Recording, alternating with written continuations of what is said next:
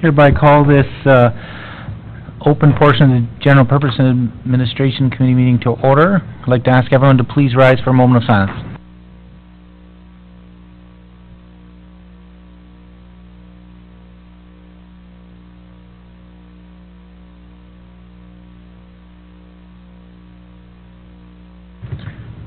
Please be seated.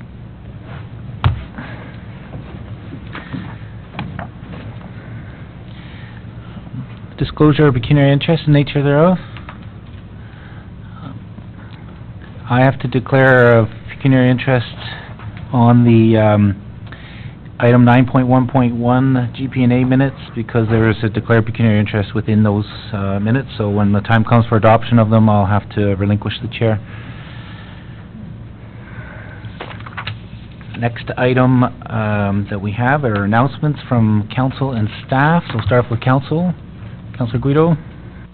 Thank you, Mr. Mayor. Friday we had a severe weather event which kind of threw a monkey wrench in our Diva Night festivities. So I have to say there was about 200 ladies that came to the prize booth where Councillor Back and I were trying to avoid getting dust in our face. So we still had a successful turnout until the power went out. So the BIA will be rescheduling their karaoke night, and that will be forthcoming once they have a date. And their intention was to sample some non-alcoholic martinis to kick off the next BIA event, so that will also be rescheduled. But I would also like to take this opportunity to send a huge debt of gratitude to our fire and emergency services. There was a very large piece of metal that was flapping on the side of Metaphor building, which if another gust of wind would have come and taken it off, it could have done some serious damage to not only somebody or an adjacent building, and they came out and took care of that. So Chief, thank you to your entire staff for all the work that they did all weekend long with power lines and trees and everything in between, and also Director Coleman to our Works Department for everything that they did over the weekend to assist with the cleanup. As many of you may know, there was some damage done to the fairgrounds, so the Fair Board as well had some of their directors out there assessing the situation and looking at what trees need to be removed. So hats off to everyone involved in keeping our community safe.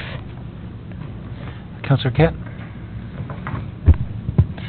Thank you, Mayor. That was, with that storm, the busiest day in the history of the new convenience store and gas bars up on the island as they got generators. Councillor Drew. Thank you, Mr. Mayor. A very successful hike for hospice yesterday morning, and I think they had around 300 for their inaugural event, and it was very successful financially as well. Everybody had a good time. Thank you. Any other announcements from council? Announcements from staff? Start off with Chief Burney and then Director Coleman. Thank you, Your Worship. I'd just like to remind everybody that this is Emergency Preparedness Week, and the theme this year is be emergency ready and stay connected. And what we're looking for you, the public, and staff in general is to ensure that you have a plan in the event of, and build a kit. Ensure you have a kit not only for your home but also for your car, and you stay informed, as we will all find out in a very few minutes. The province is going to, and the nation is going to test their alerting system. And yes, I encourage you all to be prepared. And if you need assistance, don't hesitate to call emergency services. We'll gladly help you in realizing what a kit is and what being prepared really is. So, thank you, sir. Director Coleman. Thank you. I just want to remind everybody that this Saturday is the annual compost giveaway event. It'll be held at the Scugog Arena from 8 a.m. till 12 p.m. on Saturday. There's a 4 container limit per vehicle, and quantities are as, until they run out. So if you want some compost, go pick some up on Saturday. Any other announcements from staff? All right, yeah, just to reiterate what the chief had touched on, at approximately 1:55 today, the national alert testing will happen on cell phones, so I believe it'll make an audible sound even if it's on vibrate, so to make sure it all works, it's okay at 1:55-ish. We expect this to chime off in different various sounds, so we'll just pause for a moment until it finishes. And having that being said, I just wanted to reiterate the thanks of going out to staff and to emergency services for all the assistance and support in the great windstorm, I guess we call it. So, okay. Next, we'll move on to presentation delegations. So I'm going to start off with the first item, 8.1, the Crossing Guard Appreciation Week.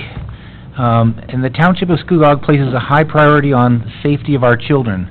Today, we're here to honor some of our key staff that play an important role in keeping the children safe, the Township of Scugog Crossing Guards. Each and every school day, dedicated school crossing guards assist school children across busy streets, making sure they arrive safely to school and arrive safely home after school. School crossing guards must have a deep sense of responsibility and a great deal of character, an excellent relationship with children, and the dedication necessary to brave bitter cold days, ice storms, windstorms, torrential downpours, and all other types of weather. So I hereby proclaim May 7th to May 11th as Crossing Guard Appreciation Week, and the Township of Scugog is proud of our school crossing guards and commend them highly for their continued commitment to the safety and well-being of our children. So if I could ask everyone for a round of applause of the individuals of the crossing guards.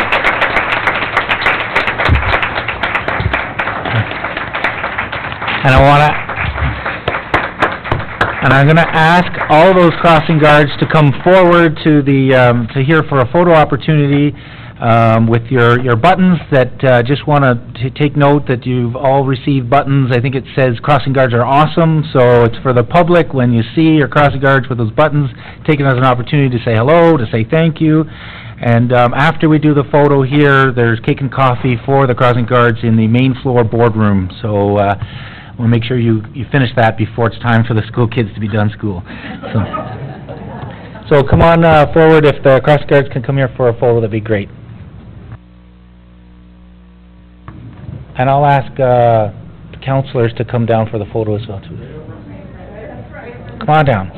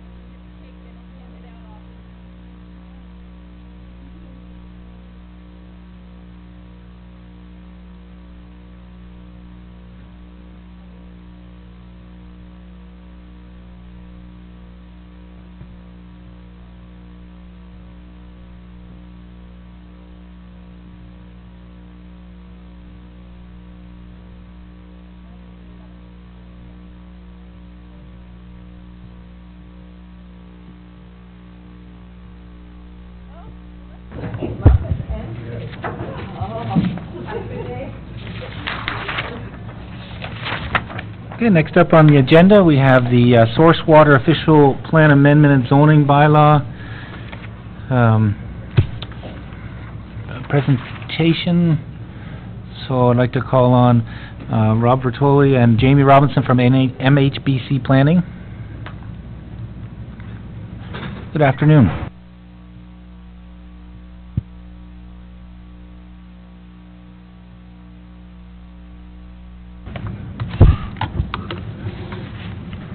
Thank you, Mr. Mayor. As mentioned, we're here to discuss the source water OPA and zoning bylaw amendment background report prepared by MHBC on behalf of the Township of Scugog. A covering staff report was provided to this committee summarizing why these amendments are ultimately required. I'd, however, like just to touch upon a few of the key points from the report and then allow my colleague Jamie Robinson from MHBC to discuss the background report itself. So in 2017, staff, through consultation with MHBC, initiated the preparation of amendments to the Township of Scugog's official plan and zoning bylaw. This was done to reflect the policies that are to govern water resources within the Township of Scugog, updates to these policies. Currently, policies found within these documents have, within our Township documents, have provided adequate protection to significant water resources within the Township. Ultimately, we're just looking to tighten up these policies to be in line with changes at the regional and source water levels. The identified updates focus upon both the implementation of more stringent regulations within the regulated areas found within the township. So these are wellhead protection areas, intake protection zones, highly vulnerable aquifers, and significant groundwater recharge areas, as well as how these regulations are defined and enforced.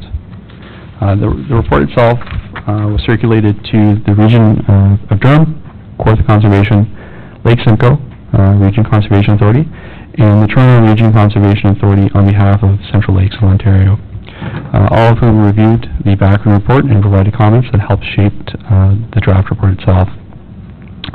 I guess the amendments, or the forthcoming amendments, will ultimately be funded through the Source Protection Municipal Implementation Fund, or SPINIF. This grant was established by the Ministry of Environment and Climate Change in late 2013 to assist small rural municipalities to build capacity to implement source protection plans and support at sustainable local actions to protect municipal drinking water. The manner in which this funding can be used is quite specific, and the forthcoming amendments to the OP and zoning bylaw are one of the few ways it can be in fact spent. To date, Township Scugog has spent $14,550 of the allotted $45,000, with the majority of this being used to implement similar changes to our official plan and zoning bylaw. I will now turn it over to Jamie, who will discuss the background report. Thanks, Rob. Thanks for having me today, Your Worship, and members of Council. Again, my name's Jamie Robinson. I'm a partner with MHBC Planning.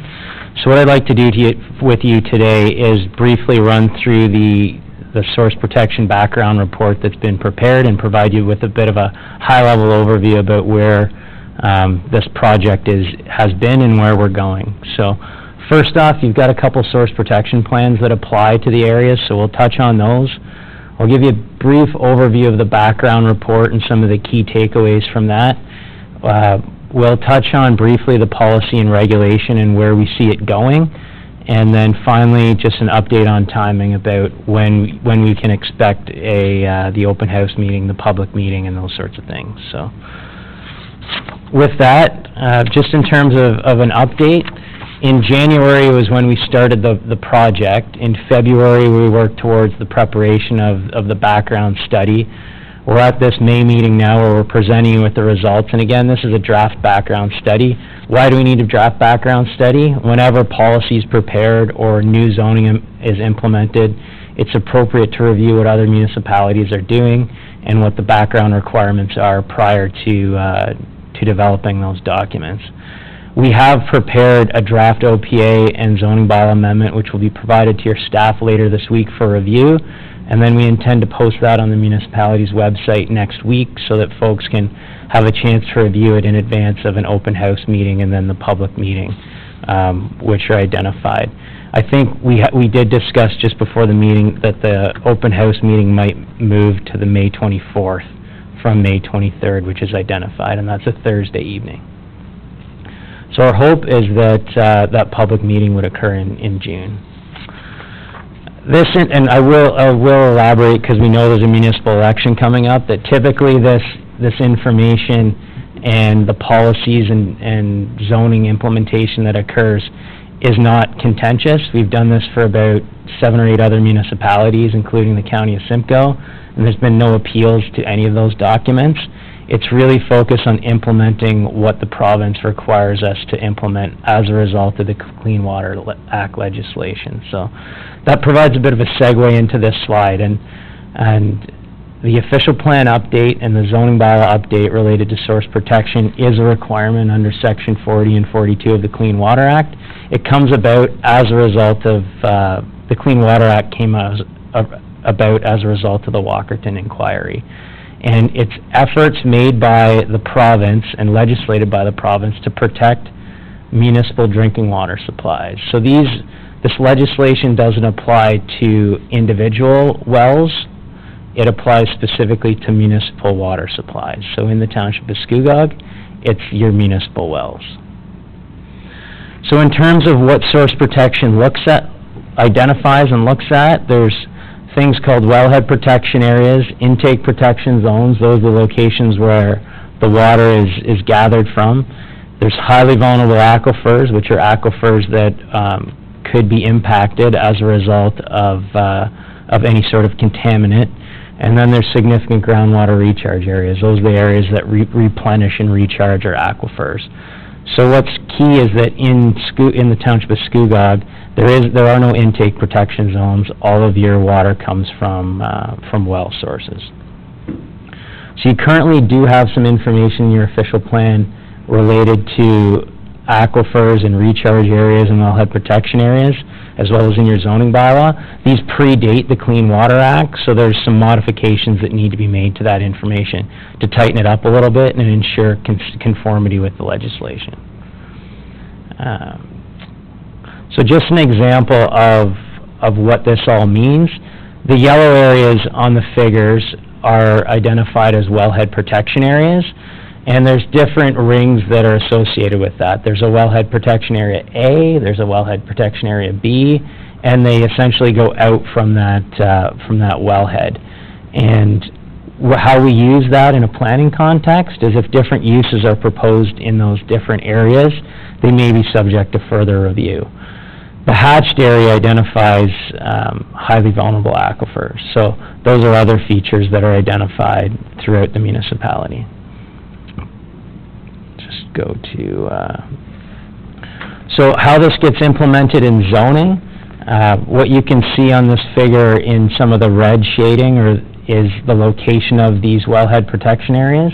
And essentially how it would work if someone proposed a use in one of these areas that may have the potential to be a significant threat. It's almost like a screening tool at the zoning level. It's not that your use might not be permitted as of right. It might just mean that it has to get sent to the risk management official to have a look at and ensure that it doesn't become a significant threat in the future. And I've got a couple slides in a minute that provide some details about how that operationally works and who it actually applies to. So just a bit more about the wellhead protection areas. So the figure on the left is a wellhead protection area, and as I mentioned, there's a wellhead protection area A, B, C, and D, and those relate to A is just simply a 100-meter circumference around a well. The B is the two-year time of travel. The C is the 5-year time of travel. So that's if a contaminant were to get into the ground, how long it would take it to reach that water supply, and so on. And I previously identified what a highly vulnerable aquifer is and a significant groundwater recharge area. They're the features that do supply the water that we use to drink.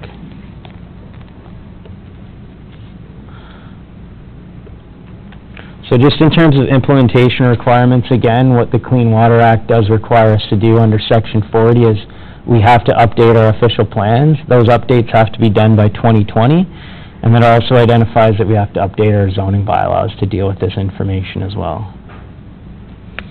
So there's a couple, what this figure identifies is the responsibility requirements for both the lower tier and the upper tier. You're within this region, again, drinking water sources are a requirement of the region and a responsibility. So from a lower tier perspective or a township perspective, you're really focused on identifying these features within your planning documents, but then also ensuring that before building permits are issued for certain uses and certain structures, that it does comply with the zoning and the official plan.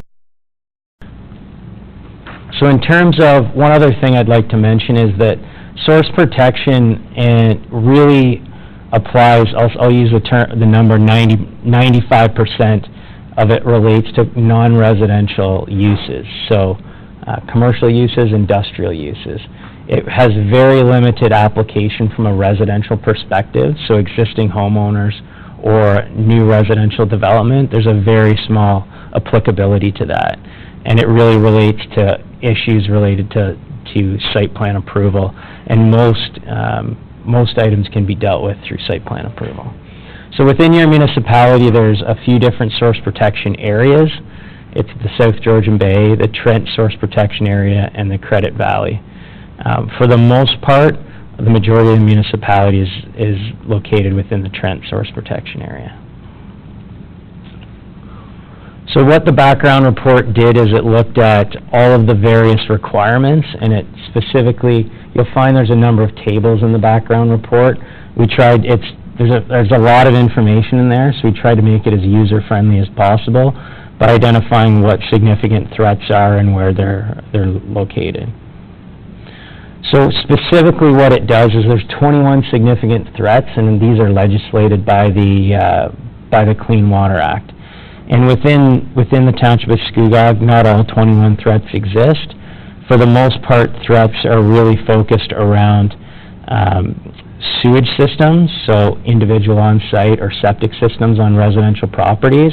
They have the potential to be threats, and then as well as bulk fuel storage. So someone that might have an oil furnace that has an oil fuel storage tank, that has the potential to be a significant threat. So I'll just flip ahead here to some of them. So what this figure identifies is, and it's a little bit difficult to read on the screen, but it does provide a list of all the various communities within the region that do have, within the source protection area, that do have significant threats associated with them. And the key for your community is that the majority of threats, again, are related to septic systems, and they are related to bulk fuel storage. There are some threats dealing with things like chemical storage or commercial storage of chemicals, but they're fairly limited in number. So I've got a couple scenarios just to end things off and how the application might occur within the municipality. So if, for example, and I'll just show you, we'll go back here. If, for example, someone has a storage of salt within a wellhead protection area A, so that's the first concentric ring around the wellhead. What it would mean is that, let's say they store 2 bags of road salt in their garage, because road salt has the potential to be a significant threat. The question is, would this new legislation and would this zoning have any impact on them? And the question is no. The residential use and application of road salt for residential purposes is not a significant threat. It's only it only has the potential to be a threat at the commercial or the industrial, or if you will, the non-residential level. So having salt stored in your garage, there's no issues associated with that. Applying it to your driveway, there's no issues associated with that. But that's a common question that comes up. Another example, if you have a landscaping company that's located within a wellhead protection area A, and they've got a 200-liter diesel storage tank on the property, for example, would that be a significant threat? And the answer is no. In order to be a significant threat, there needs to be over 250 liters of fuel stored on the property. And if there is, then what would generally happen is the risk management official would be contacted, and you may have to ensure there's a risk management plan in place. That doesn't mean they can't have the storage tank there. It means that there might have to be some mechanism in place that if there was a spill, it contains the spill associated with that. So that's a second example. And the third and final example we've got is an example if a hardware store wanted to locate within the wellhead protection area, and let's say they stored 300 liters of paint that contained organic solvents, and organic solvents has the potential to be a significant threat. An amount 250 to 2,500 liters is considered a significant threat. So if a new store was proposed in that area, then they would have to get a risk management plan approved by the RMO before they could locate. So they do have the opportunity to locate there, they just need a risk management plan in effect. So just again, to summarize our next steps, we're seeking an open house on May 24th. Public meeting would follow in June, and then we'd look to have adoption or enactment later in the summer of this year. So that's the potential process going forward. So if there's any questions, I'd be happy to do my best to answer those. Thank you for the report. Questions from council? Councillor Kett? What would be the, what should I say, who's gonna police the township or the region? Or even the province? Through your worship to Councillor Kett, in terms of policing, it really doesn't apply to existing land uses. So if there's a change in land use proposed, such as a zoning bylaw amendment application or a committee of adjustment application seeking a similar use, or a building permit for new residential dwelling or non-residential use, that's the trigger, if you will, that this comes into play. And at such time, the planning department would review through the zoning compliance process, does the proposed use comply with the zoning bylaw? And since we were incorporating this mapping in the zoning bylaw and the official plan, it would be planning staff that would identify if there's the potential to have a threat there. And if it is within one of those key areas or has the potential to be a significant threat, then it gets passed on to the risk management official to have a look at it. So it's really at the municipal level for the most part that this gets policed. So, like, you know that we've had a few problems, but one of our big problems is fill. And we've got a highly vulnerable aquifer region that has 1.5 million cubic meters of hydrocarbons. So that's what I'm trying to say. In the future, who would help the township out in a case like that? Well, we haven't had any help now, but... Through your worship, we did, in anticipation of a fill-related question, we did have a look at where that operation is identified currently, and it's not within one of the highly vulnerable aquifers or significant groundwater recharge areas on the mapping. Should there be a future application to do something like that somewhere else, we do have the mapping available now, so it would be municipal staff, planning staff specifically, that would identify whether or not that proposed use is within one of those areas. Well, the one we have in Greenbank is, and the provincial policy has, mapping of high aquifer vulnerability areas, and it is in one, and actually on your map that you just posted up there, it's on that as well. Okay. So, I mean, and I'm not questioning what your presentation is about. I'm questioning how is it going to help us out in the future. That, I mean, it was already a high vulnerable area. It's been done. Now what happens, right? Like, we need protection as a community, our municipality. So, what would be the steps? Through your worship, in terms of going forward, I can only speak towards future applications. I can't speak towards existing ones. But as far as future applications, the step would be they would make an application for that specific land use. Planning staff would review it against the zoning bylaw, which does include, and the official plan, which does include that mapping. So that would be the check to identify, is it located in one of those areas or not? And then the specific policies and regulations would apply accordingly. No, I understand that, but what happens when after that? A big part of applications to our planning department is fill, right? I mean, it happened once, it happened twice, but in the future, I mean, the applications come in, somebody wants to dump fill, and we're taking all precautions we can, and then they dump contaminate, or over-exceed into fill again.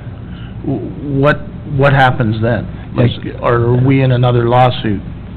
Yeah, so the fill actually, the fill goes through the engineering department currently. That's I believe, site alteration permit through them. In terms of how we've dealt with this in the past, or what's happened is, actually just a few weeks ago, we received an application to build a new single-family dwelling unit upon a property that was within the wildlife protection area. As Jamie mentioned, that triggered our initial investigation. So the first step is whether it's a permitted use. So in this case, a single-family dwelling was permitted on that property. The next step was to coordinate with the RMO. So in that case, it was Tavistock Region of Durham. What he did is he just provides a letter. It's called a Section 59 letter.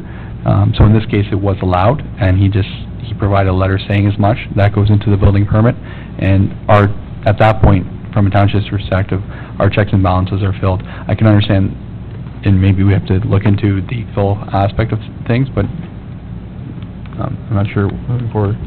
I think you're saying if there's contaminated fill there, how do we deal with it? And if they put fill they're not supposed to there, how do we deal with it? That's not particularly a question that's related to this topic today, but that would be something we would have to take up with MOE. Technically, they're not supposed to be putting... No, I understand that, but one of so- your comments was, if it was a fuel tank for a business, a excavator company, whatever, if there's a fuel tank and it's in a highly vulnerable area, that obviously there'll be hydrocarbons coming out of that. So how's that protect us as a community in the future? I mean, I know Rob works hard on all this stuff, and we are all very conscious of it now, but what's going to happen, like, how do we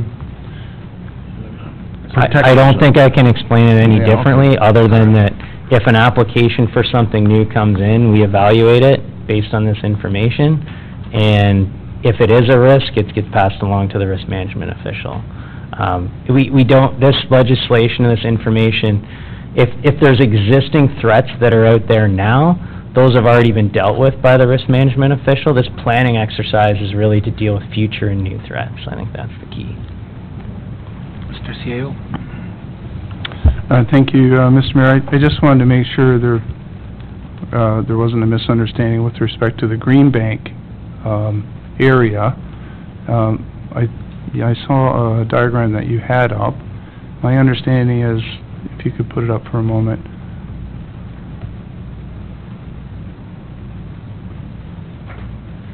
There we go. No. That's it. My understanding is the areas that we're protecting are the wellheads that are shown on this diagram, and that the fill area that Councillor Cutts referred to is some distance and outside of the area that would be regulated or be affected by this new zoning bylaw and OP. Is that correct? Sorry.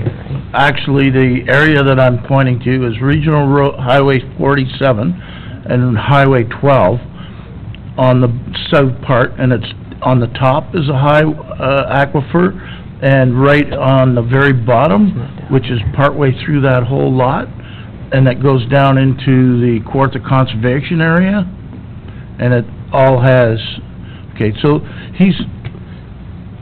we heard before that it takes a long time to get to a wellhead or to an aquifer, but you're pointing right now that we should be cognizant of the fact that hydrocarbons could get into the water in the area. So, but make no mistake, it is exactly where that is.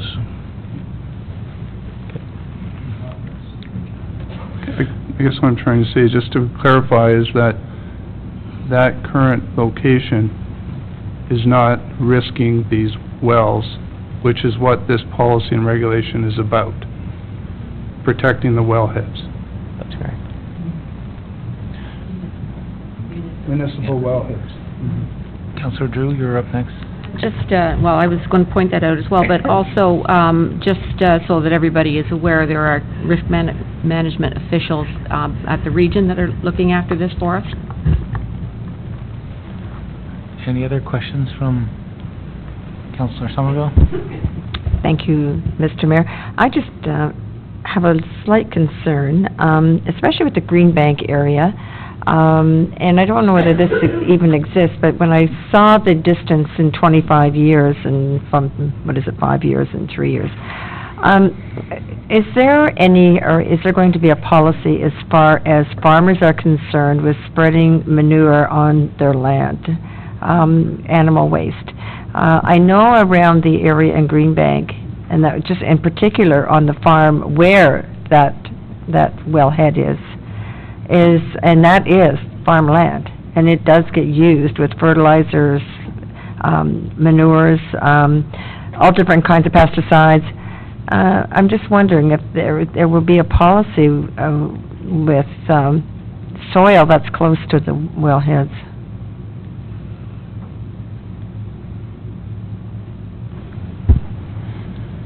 Through your worship, the significant threats that are identified, one of the potential significant threats is the spreading of the storage of agricultural source material. However, that's typically dealt with through a nutrient management plan.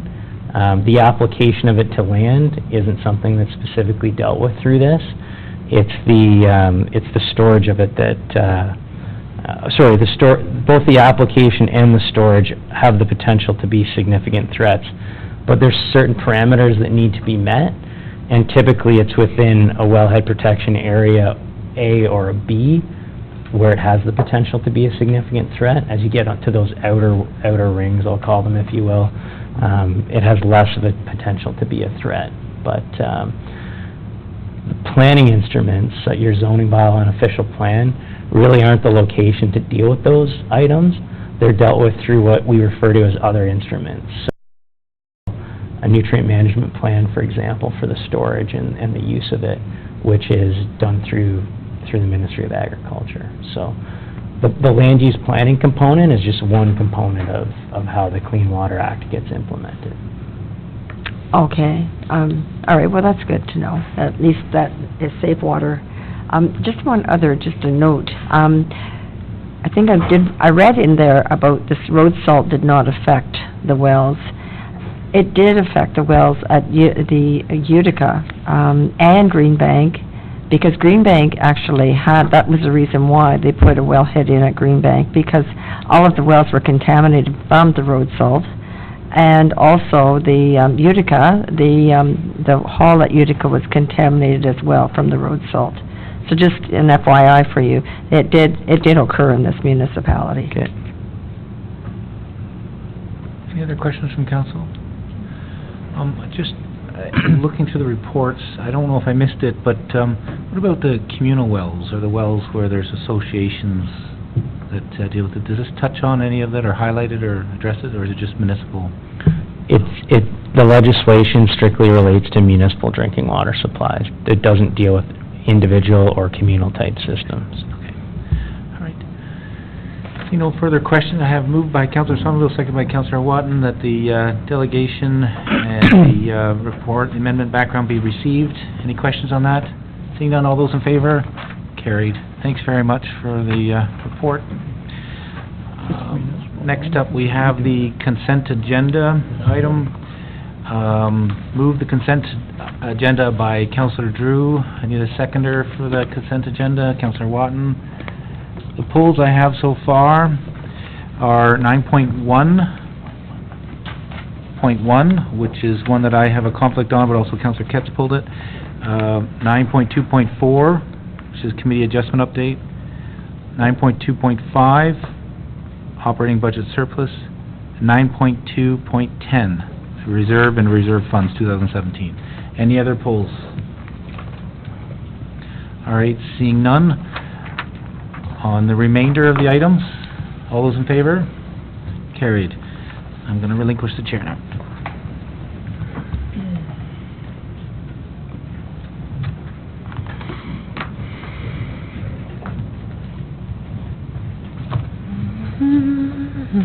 Thank you, Mr. Mayor. Can I have a mover for these minutes? Moved by Councillor Drew, seconded by Councillor Watton. Are there any questions on the minutes? Councillor Kett? Yes, I noted that there's some statements missing, and it was that are omitted in the minutes. And I had a question at the end of that, was to whether there was any consideration given to the retraction of the letter to the editor, since all of the new information surfacing, making the statements less than candid. I'm just wondering why it was omitted out of the minutes. Mr. Clerk? Thank you, Madam Chair, and through to the councillor. We do the minutes without note or comment, and that being a comment, we didn't include those notes or comments. But it's an item that was brought up, so it doesn't get mentioned in the minutes? Not usually, or can it be put in the minutes this time? Please. Thank you, Madam Chair, and through you to council. We do the minutes without note or comment, so we don't add comments like any other comments that you or any other council may have made during the meeting. We don't add comments. Okay, thank you. Any further questions on the minutes? All those in favor? Carried.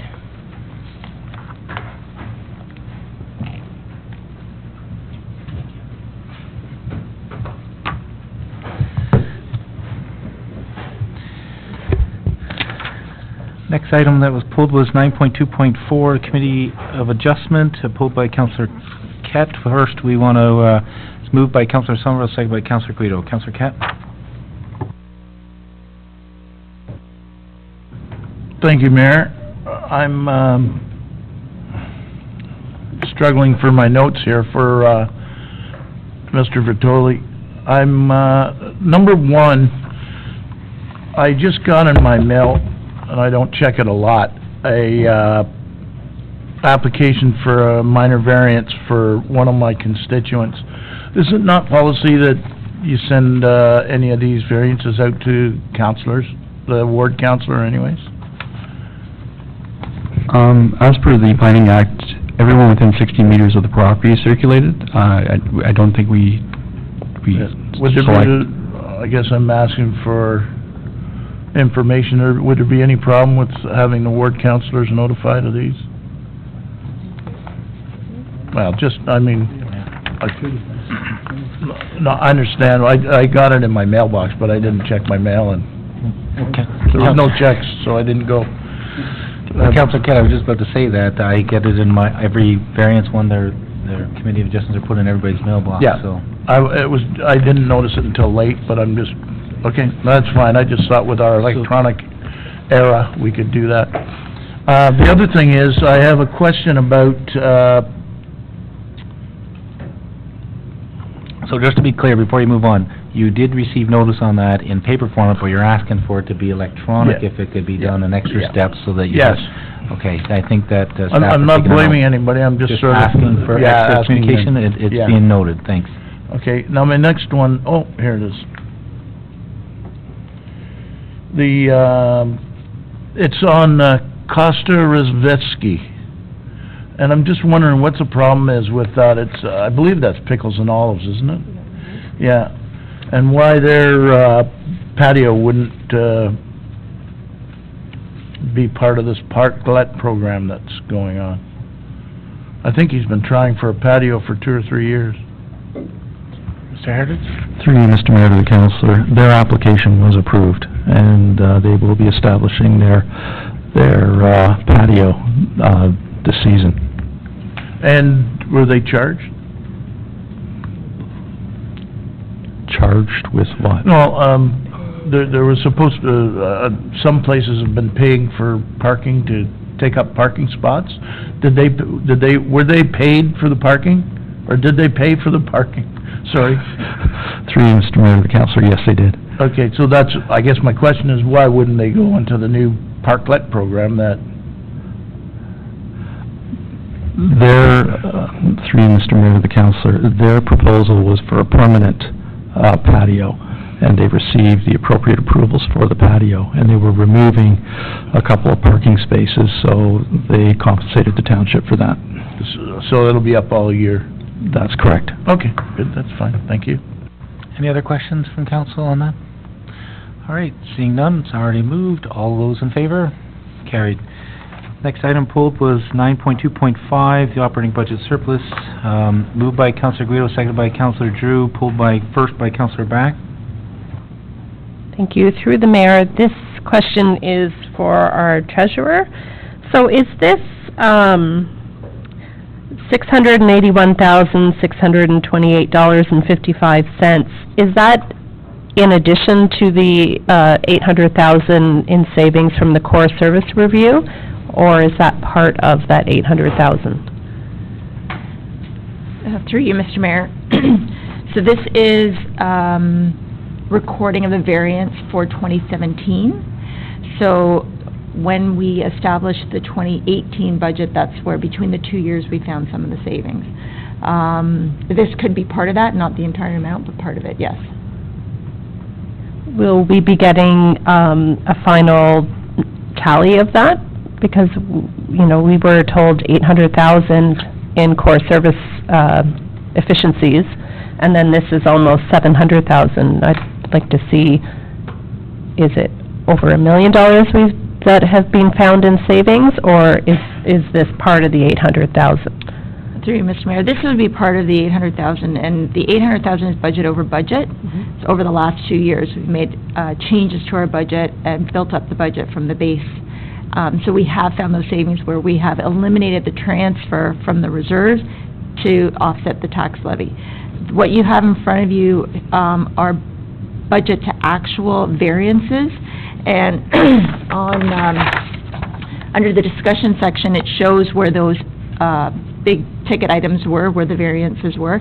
So for the 2018 budget, we have made some accommodations when we rebuilt the budget. So for instance, we took a look at fire services where we've identified that there was $148,000 variance. We did take that budget down in 2018, so we've made those modifications moving forward. Right, and similarly, I noticed that there was a savings due to the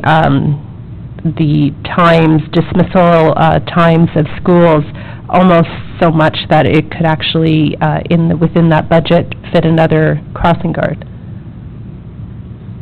Through you, Mr. Mayor, when we did the 2018 budget, that would have all been accounted for in there, that the department head and the managers worked the budget up from the base up and what they needed. So any savings that we found through 18 would have been captured there. You would have reduced it. Right.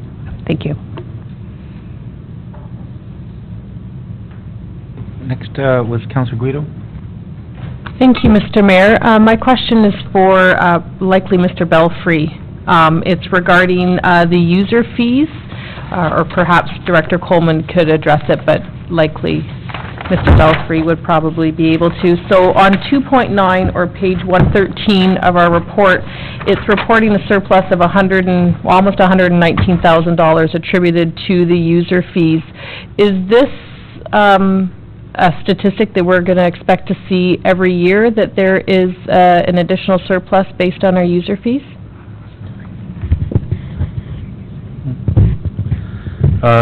Through the mayor to councilor, it's all based on the timing of when the user fees went in.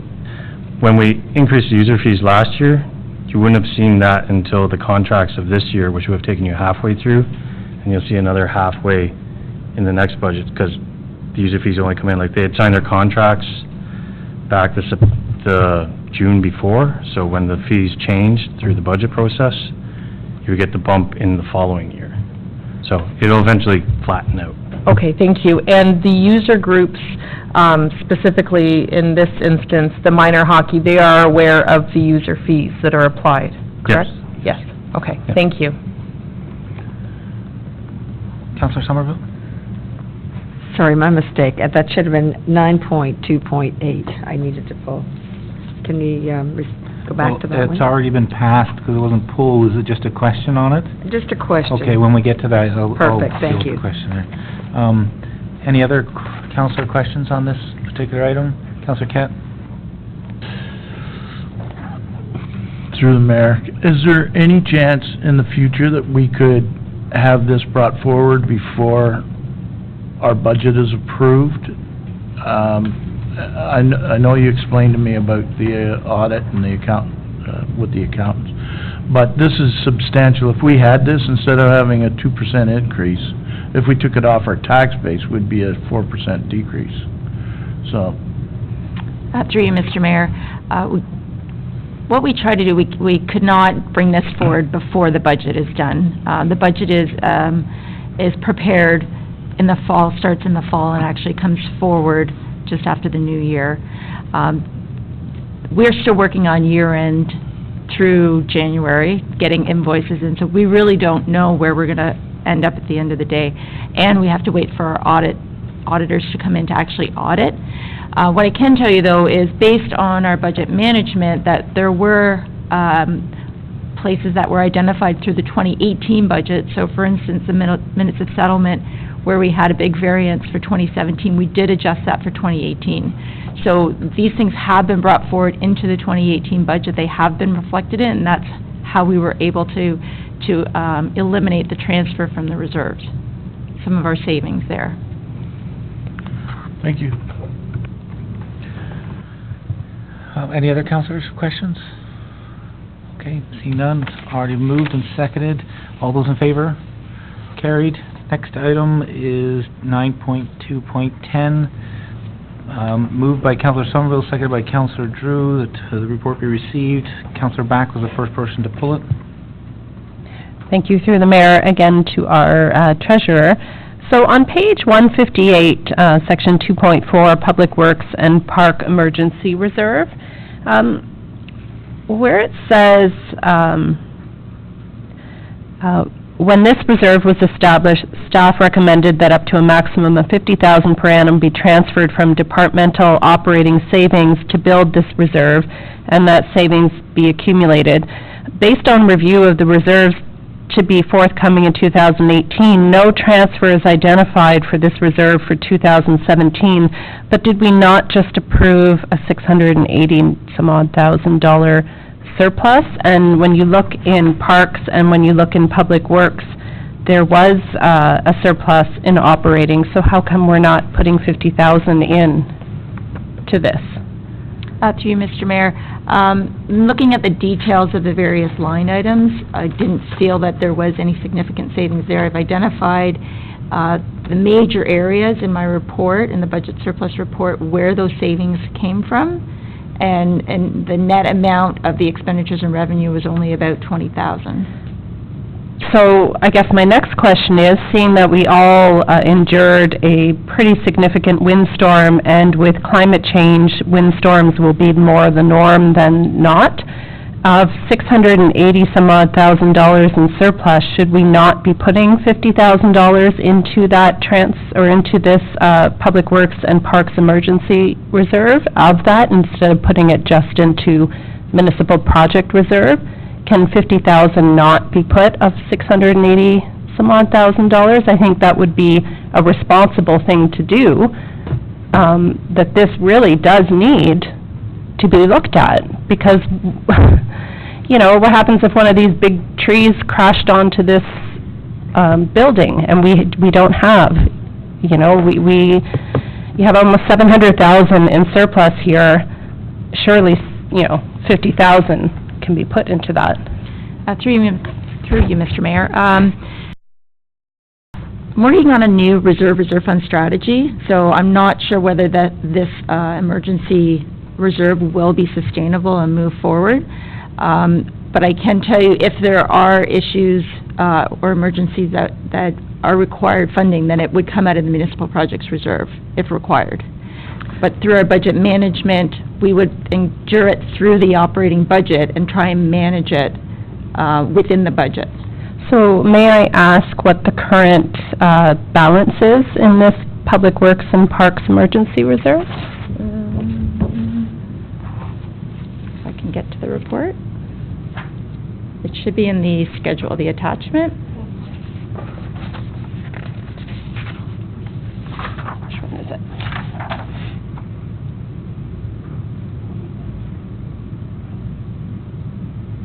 So $40,000. On page 161.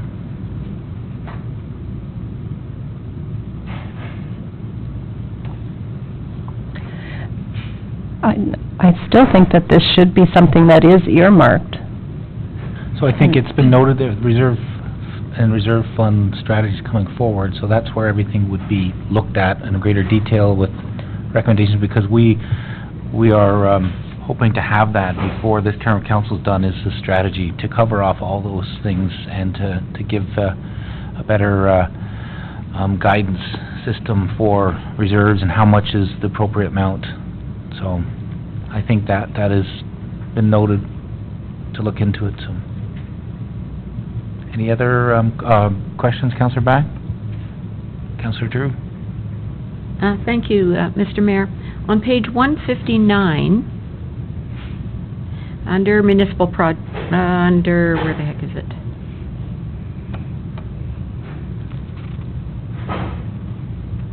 On 2.10, it says, the reserve, under municipal project reserve, it said this reserve also contains the surcharges collected from both Blackstock and SCRC, which are utilized specifically for capital projects for these facilities. When you look at the reserve policies and strategy, will there be an opportunity, or is it your intention to take out these surcharges for Blackstock, for instance, because we have determined that we are going to have a reserve for the Blackstock Community Recreation Facility? Would you remove those surcharges that are related to Blackstock into that reserve? Is that your intention? Through you, Mr. Mayor, it's something that we definitely look at. It'd have to be in consultation with the manager of recreation and the director, whether there are current capital projects that need to be addressed and that funding to be utilized for that, or whether it can go into a specific reserve for the construction of a new facility. Any other questions, Councillor Somerville? Thank you, Mr. Mayor. Yes, to you, Director Valentine, again, the environmental and solar reserves. We get $50,000 a year for 19 years from the Sun, whatever it is, and well, they're Ontario Incorporated. Now, we're in our third year now. That goes into the reserves. Where is that money going for? I know it's environment, but we have never had any say as to where that environmental money goes. We have no idea. That $50,000 comes from them. We have no idea where it's going and what's happening to it. I kind of wish we had had our own little solar fund there that we knew, so we had something to say about this money, because this is just kind of a little gift that's been given to the township for 19 years. Sorry, through you, Mr. Mayor. The money that's allocated to this reserve actually does come through as part of our capital budget, and we identify the projects that are going to be utilizing this funding. So we have had, just trying to look at, so we utilized this money for accessory drainage studies, park stormwater management cribs. So these things have been identified through our capital budget, and that's where we would bring it forward for your approval.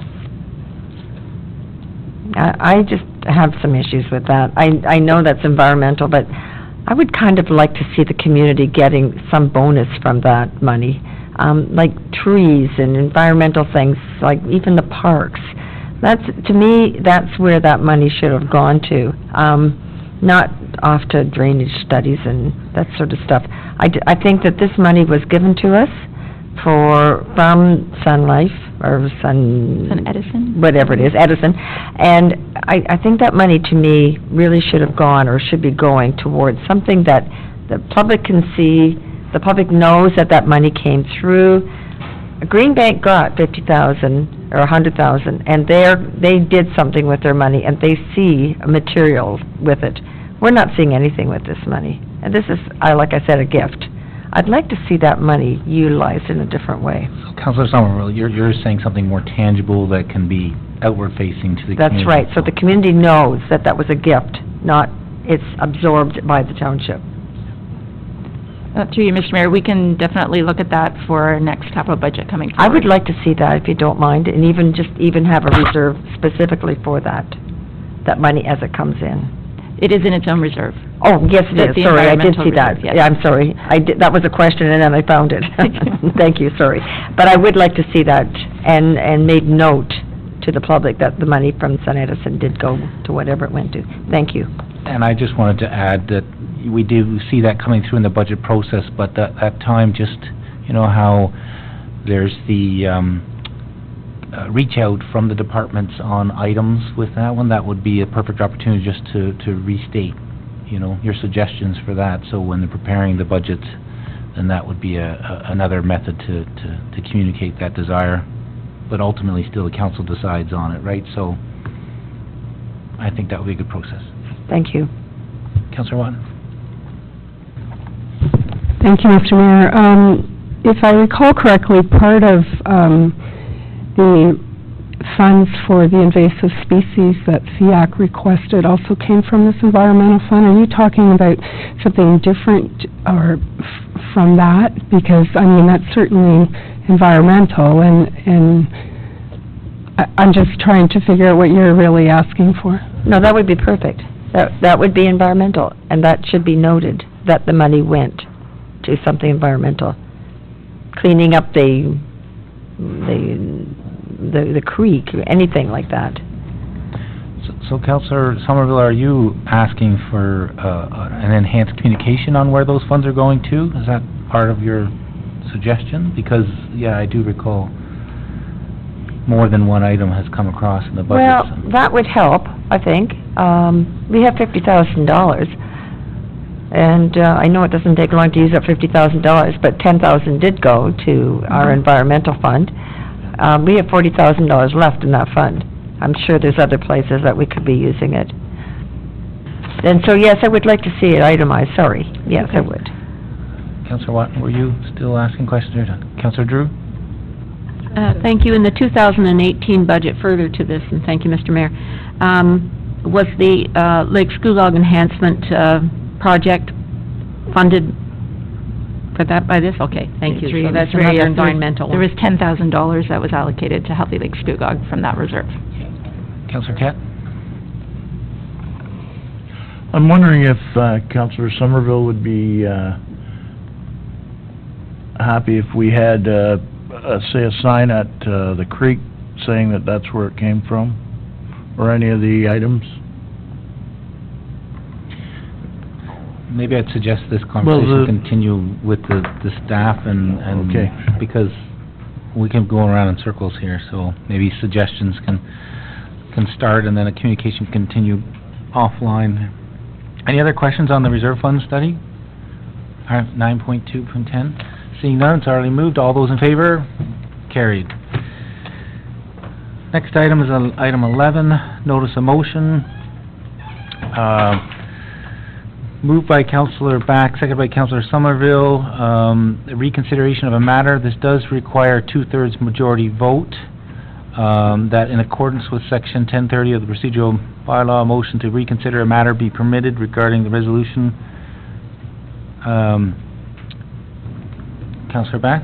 We just had a councillor exit the table, so does that mean 2/3 is amongst 6 people?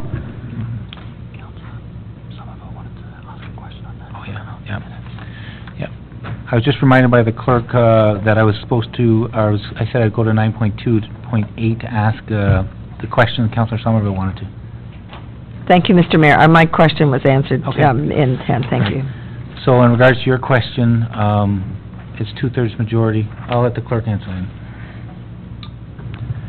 Thank you, Mr. Mayor, and through you to council. It's two-thirds of the members present.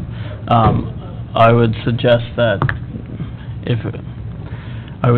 you wait for all the councils, but that is the call of the mayor to put it to a vote. Councilor Beck has an opportunity to speak to her motion, to speak as well. Yeah. So I was just going through the process of reading the motion.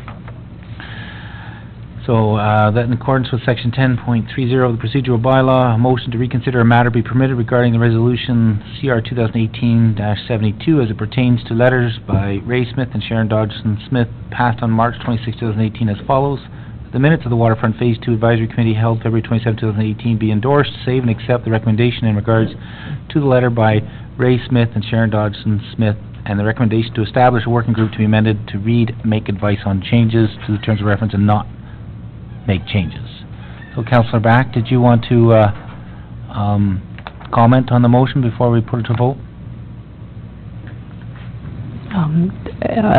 Through the mayor, are we not just putting that this goes forth before we actually do the second, or you want me to say my piece now?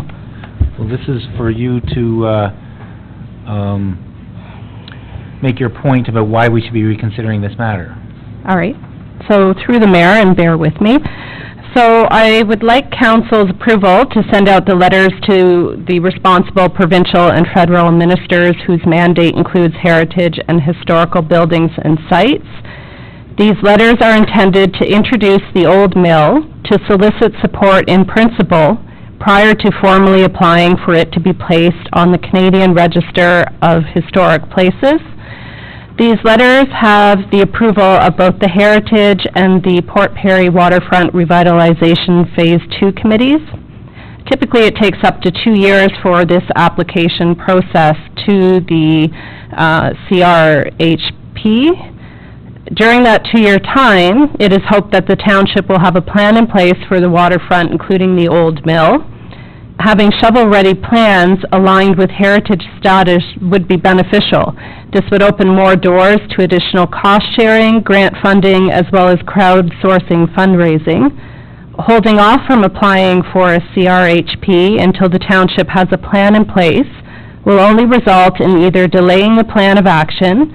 As stated, the application process can take up to 2 years, or it will be a missed opportunity for additional funding due to not being on the National Registry. Additionally, if in the 2-year application process for the CRHP, the future use of the old mill, if it were to include anything that could void the status, the township could withdraw their application with no penalties or cost.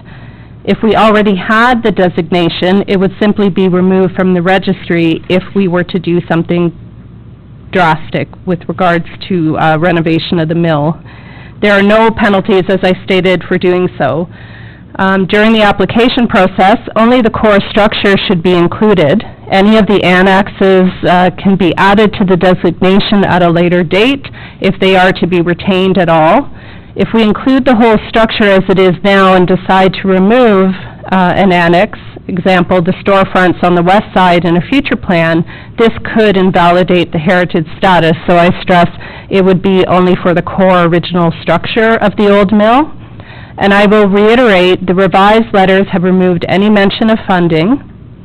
And also, I will remind council members that we have designated the old mill under Part 4 and Part 5 of the Heritage Act. Specifically, Part 4, provincial designation, is far more robust, and whereas the CRHP designation is more ceremonial in nature.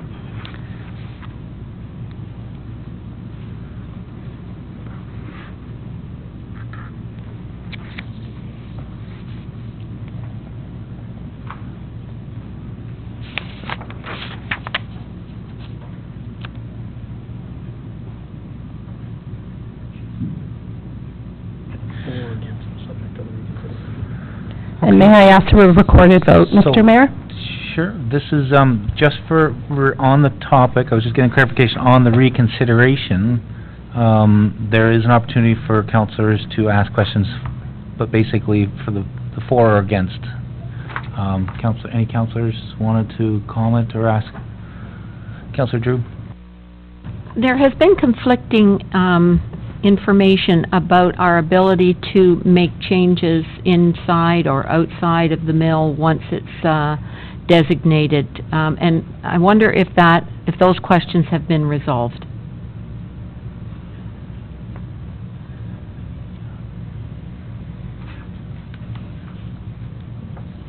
Director Heritage, I think. Yeah. Director Heritage, do you have a response to Councillor Drew? Through you, Mr. Mayor, to the councillor. As part of the process in, I guess, the township applying for a National Historic Designation on the old mill, a statement of significance, which is similar to a heritage value statement at the provincial level, will be required to be prepared. And depending on what's included in that statement of significance will have an impact on what can be done down the line in terms of modifications to the building, and whether if a designation is granted by the minister, whether it will remain intact or be removed. Further, if I might. So, are these letters a request to make an application? Is there an application process that has to follow this? Through you, Mr. Mayor, to the councillor, yes, that's correct. There is an application that would need to be prepared to supplement any letters that would go forward. Okay, thank you. And I just had one further question about the letter itself on page 241. There's a reference to, we expect to find opportunities to partner with the Young Canada Works program. I'm not familiar what the connection that is, or if we've ever talked about that. I don't recall. And should that reference be in there? I'm just not sure how it fits. Through you, Mr. Mayor, to the councillor, there are a number of programs that we could look at, both at the national and the provincial level, for providing funding for the old mill. I'm not familiar with that particular program. Okay. Thank you. And one further thing. Are there downsides to sending this letter? What is these letters? What is the downside to sending them?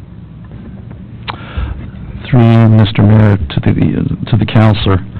To start off with, I'd like to advise that staff certainly appreciates the time and effort that has been undertaken by the Smiths to prepare the letters. Staff supports the direction outlined in the letters, but they are premature at this time. We're not saying they're wrong, we're just saying it's premature at this time until an overall vision is created for the old mill. We could be ending up in a situation, being the township.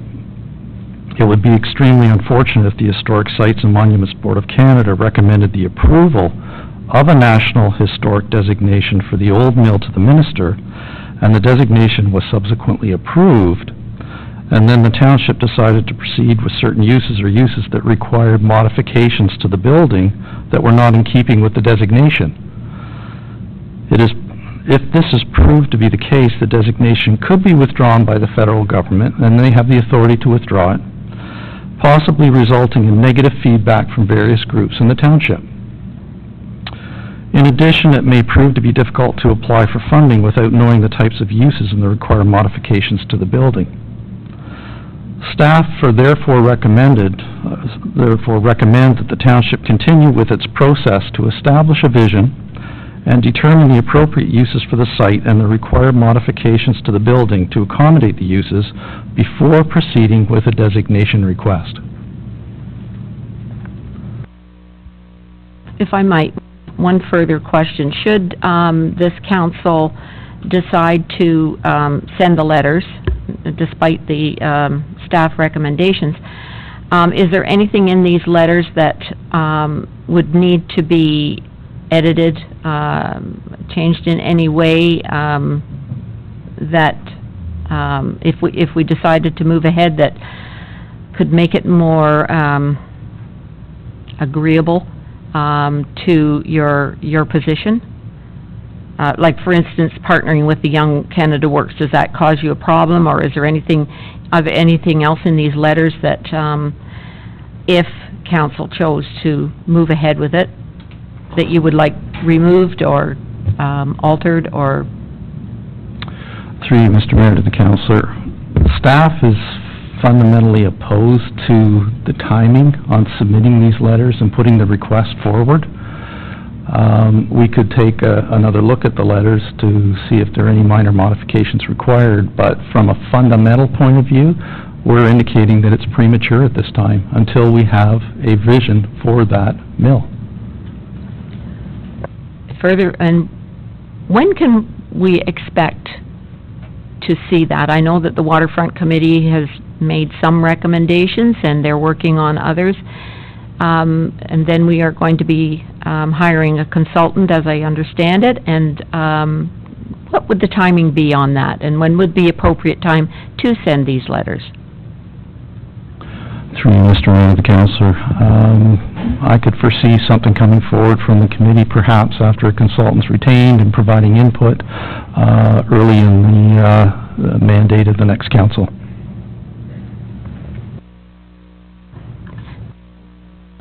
Councilor Guido? Thank you, Mr. Mayor. I have a question regarding the process on this.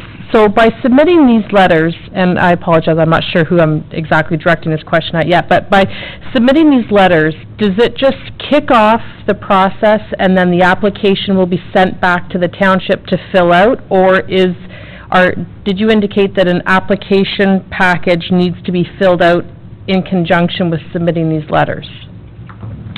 Through you, Mr. Mayor, to the councillor, yes, an application package should be prepared in conjunction with the letters to be forwarded to the board. Okay, and who would be filling out the package? Is that staff? That would be staff. That would be staff. So it would likely take a few years for this process, should council endorse this and submit the letters and it goes through the approval process. Is it a correct statement that it's a few years off before official designation would occur? Through you, Mr. Mayor, to the councillor, my understanding of reading the website, the board's website, is that it takes approximately 2 years to complete the process. So, and any time during the process, we could withdraw our application should the Waterfront Committee, I think we just said early next council, so if the Waterfront has a vision and is presented, we can withdraw our application at any point if we feel that the vision that the council of the day has determined for the waterfront wouldn't fit with this designation? Through you, Mr. Mayor, to the councillor, yes, we could withdraw the application. However, it's important to note, too, that the board may not consider our application or the township's application without a long-term vision for the old mill itself. We don't know at this point in time. And would that decision be 2 years coming? So it could take up to 2 years for them to get back to us to say that without a vision, we're not going to support the designation, or would that be something submitted back to the municipality sooner? Through you, Mr. Mayor, the councillor, that would be submitted back to the municipality sooner. The 2-year time frame is the review undertaken by the board. A statement of significance is actually prepared by staff at the board, and then the recommendation from the board goes forward to the minister for final approval. Okay. And that whole time period takes approximately 2 years to complete. Thank you, Director Heritage, and you actually answered my next question. The statement of significance, that would be something that staff is filling out? Through you, Mr. Mayor, to the councillor, no, it's not what staff fills out, it's what staff at the board at the board would complete, yes. Okay. They would undertake a number of site visits and then complete a report for the board members. Okay, so what submitting these letters may or may not do, because the ministers may or may not determine if they even want to review our letters, answer our letters, or address our letters, any response back from them, would it be received within this term of council, or do you foresee it taking till the next term of council for them to even address our letters? I would just be guessing on that. Okay. I'm not sure how many months it would take in order to receive a response from the board. Okay, thank you. And I believe those are all my questions for now. Thank you, Mr. Mayor. Okay. I know Councilor Back, you put your hand up, but I was going to circle around to everybody else to speak to it for a first time. Councillor Catt? Thank you, Mayor. To Director Heritage as well. Number one, does council have to even be directed or consulted to have these letters submitted?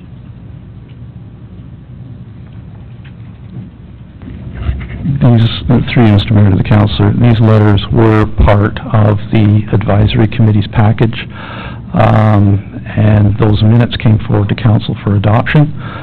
The previous meeting of council indicating that the council did not want to proceed with the letters at that point in time. Okay, that's, I guess my question is just basically, if somebody wanted to write a letter to the National Heritage, they could? Through Mr. Mayor to the Councillor, yes, a private landowner could provide those letters. So, a couple of times I've heard knocked around designation. Do they designate anything in their National Heritage Trust? Through you, Mr. Mayor to the Councillor, yes, the minister designates the site, in this case, the old mill. And as Councillor Back had indicated, it is purely a symbolic designation. It doesn't hold the same weight as the designations under Part 5 and Part 4 of the Ontario Heritage Act. So it doesn't hold the same, but it actually helps us get grants, or apparently they do seminars for grant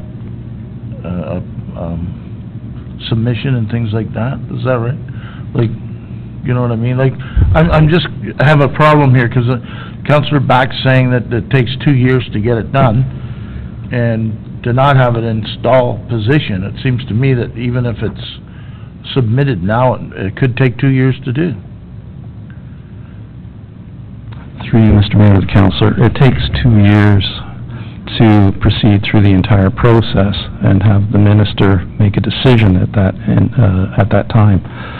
So, unfortunately, the township does not have a long-term vision for the old mill at this point in time. We don't know what uses are going to go in there. We don't know what modifications are required to accommodate those uses. So it's difficult at this point in time. I understand your position, Director, but I'm still not sure what a future vision has to do with the past. And I don't understand why premature has anything to do with the heritage. Like, understand that it may not be advantageous to the township to, for any reason, but I don't see any negatives on this. I only see positives, that they're gonna help get grants and move this forward. I'm not really sure why the vision of who's gonna be occupying it is even a question. So, anyway, that's my point. Director Heritage? I'd just like to respond to that through you, Mr. Mayor, the Councillor. Councillor Catt was mentioning about he wasn't sure what impact the uses would have on the building. The uses may not have an impact. However, some uses may have a substantial impact. May have a substantial impact on what modifications are required to the building to accommodate those uses. And we just don't know at this point in time.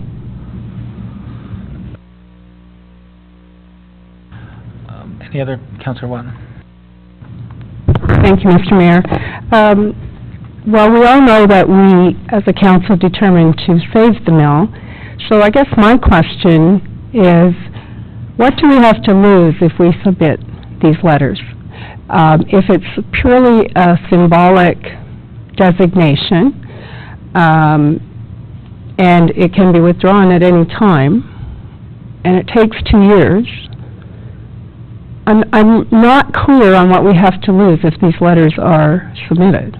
And I've heard the director's arguments, and I appreciate that we don't have a vision, and it's now 2 terms of council that we haven't had a vision. But I'm not clear on what we have to lose if we don't submit these letters.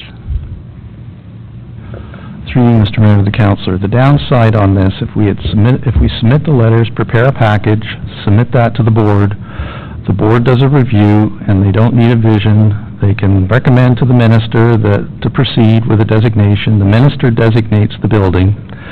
And then the township decides, well, we want particular uses to go in there for various reasons, and that those uses require modifications to the building that could be contrary to the statement of values that has been approved by the minister to warrant the designation of this site.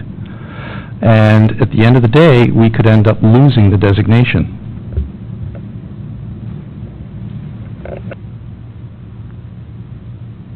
Any other questions, Councilor Watt?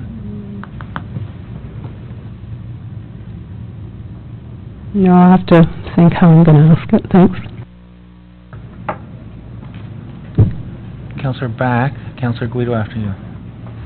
Thank you. So, as Councilor Watton just said, I fail to understand the negatives in this, other than perhaps some staff time.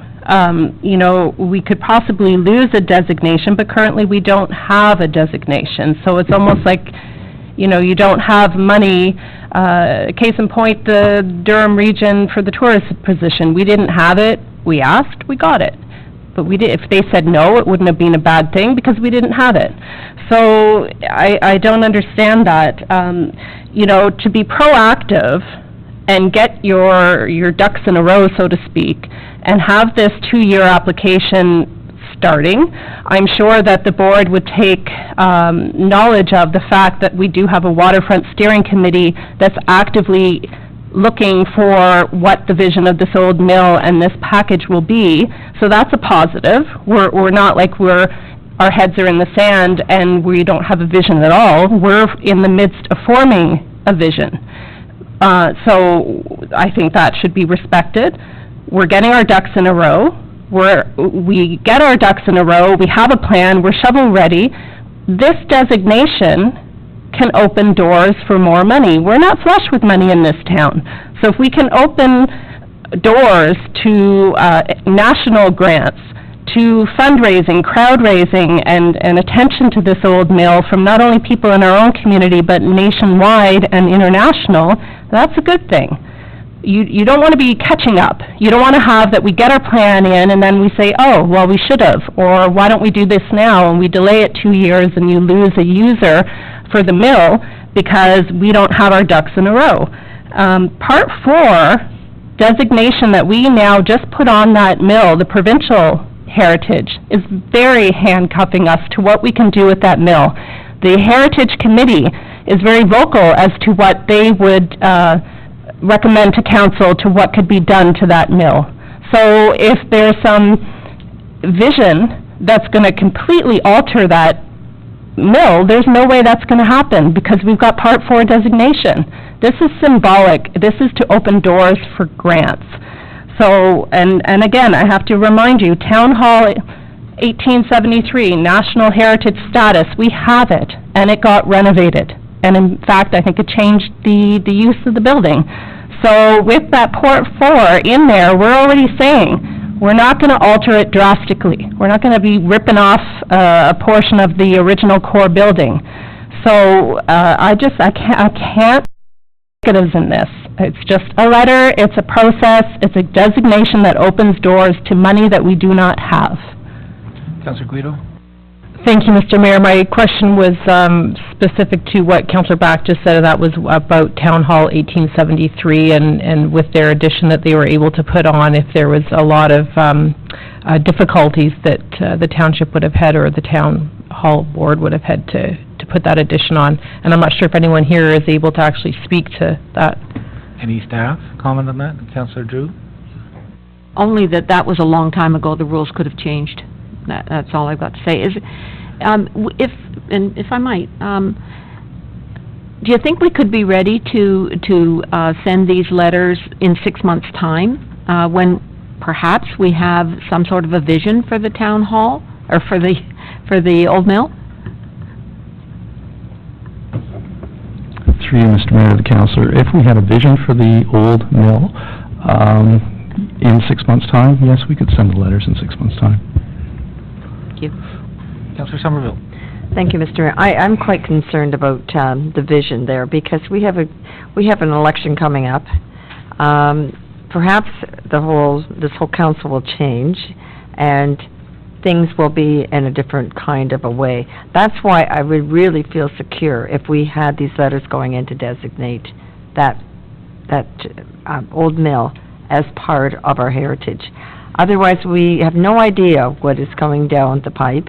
And as far as changing the old mill around in years from now, I don't think it's going to happen. You know, even if it does, it's going to occur in the betterment of the mill, according to Section 4. You can't change a lot of things. It's got to continue on with the way it is. So I think we either have to make a decision today, or we're not going to do one. So I would like to see these letters go. Director Harrington. Through you, Mr. Mayor, just one point of clarification. Under Part 4, the designation of the old mill under the Ontario Heritage Act, there are a number of heritage attributes that are listed under that Part 4 designation. Council has the ability to revise that list. We are not handcuffed by that list. We are the owners of the old mill, and council has the authority to do that. Any other questions from council? Director Heritage, just a question or to Councillor Back. You had referenced the core, the original structure. I don't see if that's clear in the letters that are there about this, so I haven't seen this application, what's involved with it. It's a staff undertaking. To me, I'm a little bit concerned with the letters kind of setting a direction on it without there being flexibility on an application, or leaving flexibility on an application if this were to proceed and receive a council support. So, as I stated, and as Director Heritage stated, there would be an application to go with these, and within that application would be the core building and the core features of that said building, so not the annexes, not the buildings on the west side, not the building addition on the north side or the east side, the core. And so that actually opens, you know, you can do those at a later date, but when it doesn't handcuff you, so to speak, for uses, for instance, a restaurant where you may want to use that north annex, and in the application you've said that it's not part of, or if you include the annexes and then you're going to remove them. So it's better to state the original structure and those core items that we already have. We have an inventory. It's listed in there. For Part 4, everything was listed. No, I understand all that, and I guess just the concern, it's written here to sign this, for me to sign this on behalf of the council if this receives support, but I don't see there being flexibility if this was to go forward on things that come up, or maybe things wouldn't be in there or would be in there, like the way that your motion is speaking, is that these be endorsed and sent off without that flexibility. So I just, that's the, there's that uneasiness about this as well as, I support the protecting of the heritage, and I support all the opportunities to get funding, additional funding, all those things. I'm just, I'm ignorant on if this is going to cause us a problem down the road, and I would be, I'm basically listening to other people to say yes, it would or it wouldn't, and that's the problem I have with it, is we don't have the flexibility. Well, within the application process that Director Heritage stated would go with these letters would be the actual detailing of what part of the structure you're asking for national status, and that would be the core, not the additions. And that's where you would put it, in the actual application. Well, without seeing the application, that's my point, is saying that your motion is having us to support something without the additional documentation on there, and staff might say that, this is not clear and wouldn't want to have to bring this back in a summertime, or not have it So through the mayor, would you like me to add that to it, that portion? I'm just preparing myself if this receives support. I'm looking at Director Heritage if there was, I know he's already expressed his concern and is fundamentally against doing this now and to revisit it down the road when the vision is there, but if it were to receive support, is there some sort of flexibility you would like to see in the motion that would allow for that? Whether it's changing or editing the letter to, minor variances, or the ability when an application is being done to be able to reflect that in a letter, because you don't want the letter conflicting with the application. That's correct, Mr. Mayor. I'd like to see some kind of modification, if it was passed by this council, detailing exactly what we're applying for. Councillor Watton? So just so I'm clear, if we were to endorse this, could we endorse it with the condition that the letters are sent after this council has reviewed the application?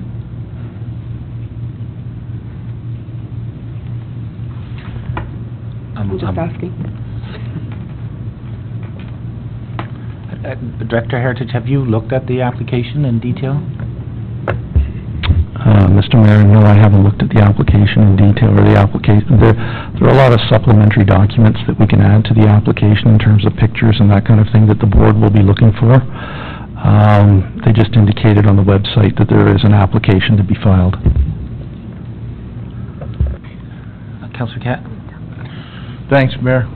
The reason that I support this is because, number one, it isn't very committal on any councils, but it's just been sitting around for so long without action. And it's the oldest granary in Canada. We know that. We have to protect it. Our MPP had his Christmas cards taken in front of it and sent out. It's branding our town. I just don't see not supporting this, because it's something that's brought forward that isn't going to handcuff us. It's just something we have to do and we have to get on with. We can't just sit in a quandary all the time. Councillor Drew? I'm going to propose an amendment that maybe, if the original motion goes through with an amendment, might make it a little bit more feasible. That's for the actual motion, The right? actual motion? So we're still dealing with the reconsideration. Okay. Reconsideration. So if there's no other questions, we'll put the reconsideration to a vote requiring 2/3 in order to reconsider. So, oh yes, and by the way, we're in GPA, and GPA and PCA don't allow for recorded votes. So it'll be required 2/3 to reconsider the matter. All those in favor?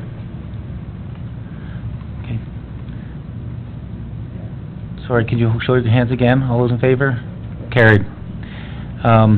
So the reconsideration of the matter, Councillor, moved by Councillor Back, seconded by Councillor Somerville. Your motion that's there before us as written in the agenda. An amendment. Councillor Drew is, go ahead, Councillor Drew. That, appropriate amendments to the letters be made as needed by staff to allow flexibility for the possible future vision of the use of the mill.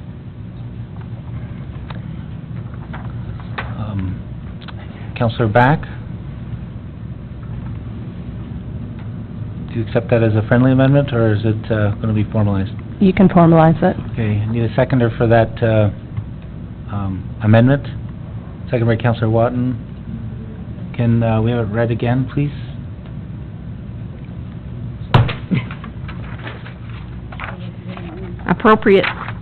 That appropriate amendments to the letters be made as needed by staff to allow flexibility for the possible future vision for the use of the mill.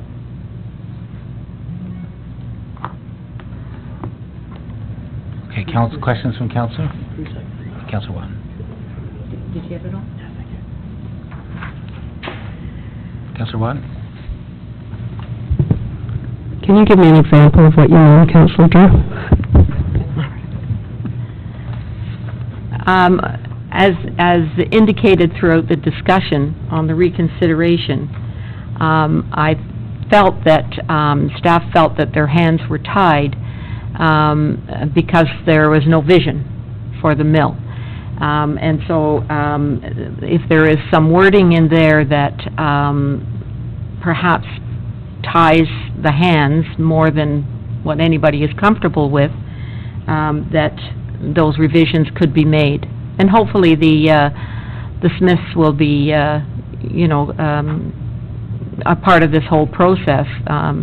These are excellent letters, but I wouldn't want it to tie our hands for the future use of the mill. And if there's some minor amendments that could be made to the letters to allow for that flexibility, I think I could support that motion.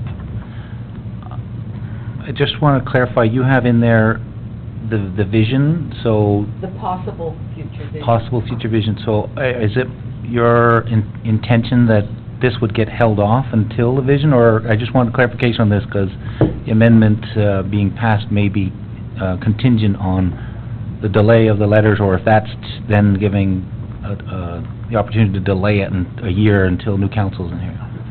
That's not the intention. Okay, so maybe I would suggest taking that out and just leaving it, there's flexibility for staff, just so that, my concern is that it receives support and staff don't have the ability to edit the letters or with, support from those writing it. Hopefully, I'm suggesting amendable improvements or edits to the letter to coincide with the application. How do you want that worded then? I was just going to take out the reference of the vision, just to give the authority... To allow flexibility? To allow for staff the flexibility with it. Okay. Councillor Watton?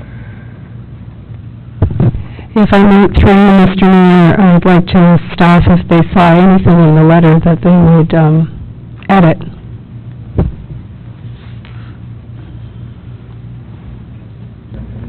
Through you, Mr. Mayor, to the councillor, I'll take another look at the letters and do a detailed review of them. Okay. Councillor Guido? Thank you, Mr. Mayor. Can someone just advise me then what the process will look like now? So staff will get the letters, they will make any necessary adjustments, and does the letters then need to be reviewed again by council for endorsement?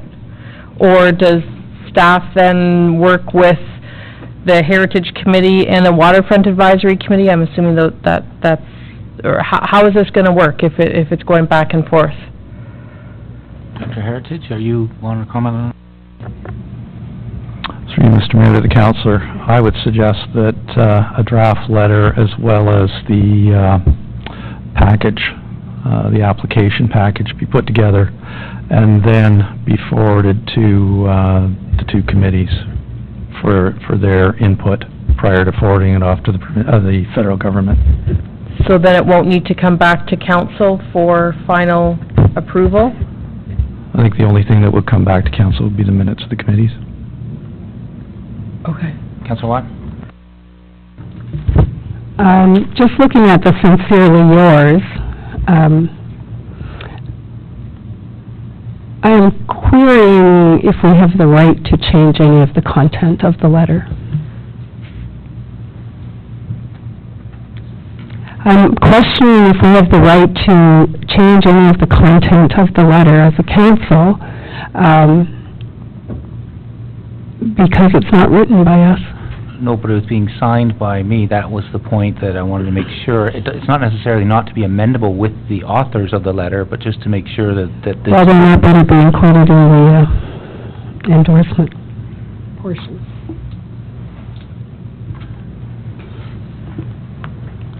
Councillor Back? Thank you. Through the mayor, would these final approvals come back before the summer recess council meeting, June? Through Mr. Mayor to the councillor, I'm going to have to take a look at the application package to see how much work is involved in that before we can Thank you. bring it back to the two committees and then I have a concern that this is just a stalling technique, with almost like a deferral, and this won't be coming into effect until the next council, the formal amendment. Councillor Drew? Just wondering if the application has to come back to council anyway. Do we? Director Heritage? Through you, Mr. Mayor, to the councillor. As I suggested, a draft of the application could go back to the committees, and then we could proceed on that basis. The minutes of the committees just come forward to council. So on the amendment, where were we, on the amendment, Councillor Drew?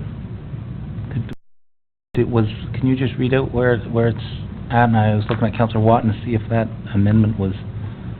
I think we've adjusted it to say the appropriate amendments to the letters be made as needed by staff to allow flexibility. That's where you wanted it to end. But I would just add with support of the authors of the letter. Yes. Yeah. Yeah. Yeah, I did say that, but I didn't put it in the motion.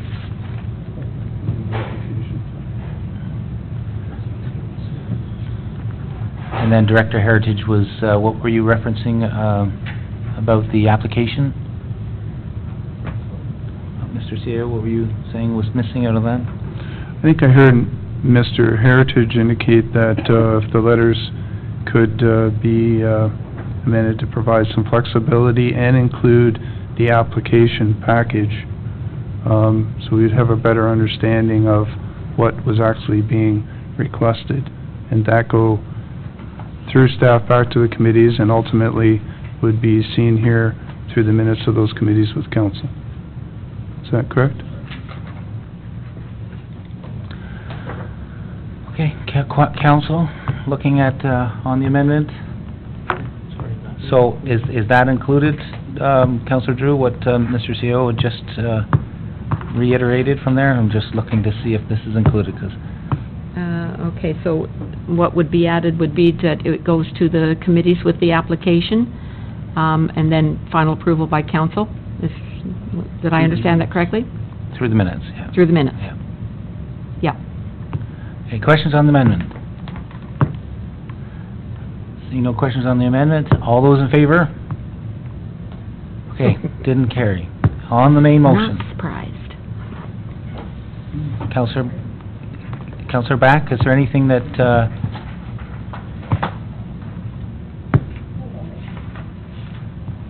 Councillor Watton? Can I just, can we just not talk about the letters for a moment and just talk about the first part of the reconsideration, the recommendation to establish a working group to amend to read, make advice on changes to the terms of reference? Or has that already been covered, or? Thank you, Mr. Mayor, and through you too, Councillor. That wasn't a part of the reconsideration. That was just the entire motion that was under. So that's why you'll see specifically states in the reconsideration motion under the first that is as it pertains to the letters by Ray Smith and Sharon Dodgson-Smith. So that's the part of that motion that you are reconsidering, which you approved to reconsider. So the rest remains the same. Okay. Councillor Back? I'd like to bring up a point of order, please. That was a council motion or an amendment that just was brought to a vote, and the statement from Councillor Drew I thought was inappropriate. And I would like her to rescind that, please. What did I say? You said that what a surprise that your amendment did not get passed by council, and I think that is against our rules of order. I think it's disrespectful to council's decision just now. I think it's inappropriate.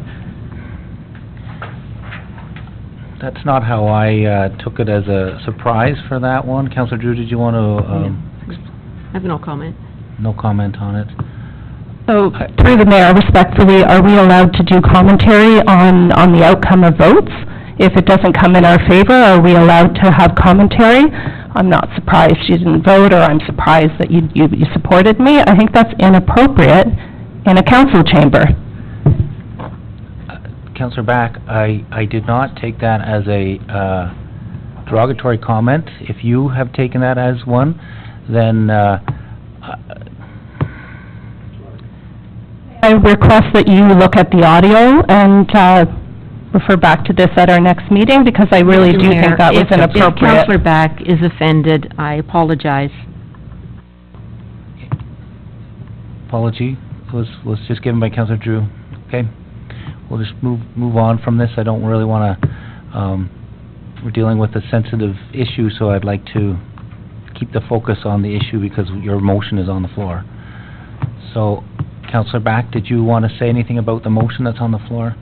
Okay, anybody? Questions on the motion on the floor? Okay. All those in favor? Carries. Proclamation, we've now dealt with all the items, the extracted items, and new business proclamations issued by the mayors. I have moved by Councillor Drew. I need a seconder for the proclamations, Councillor Watton. All those in favor? Carried.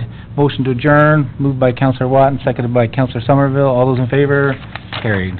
Thank you very much.